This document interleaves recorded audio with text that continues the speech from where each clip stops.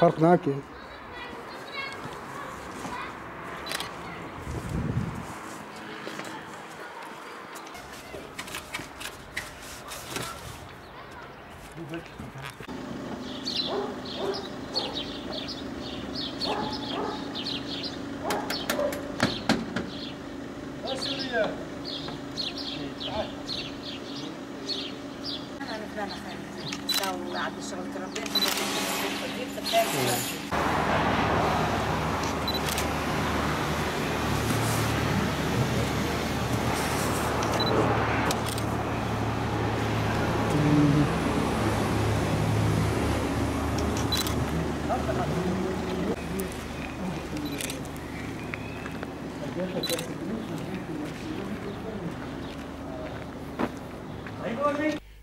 Midyat Umut Kervanı olarak özellikle bu koronavirüs nedeniyle evlerinde kalmak zorunda kalan 65 yaş üstü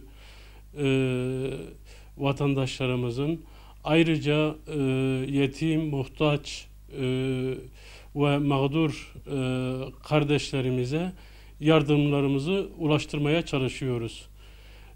Toplamda 37 aileye nakdi ve gıda yardımında bulunduk.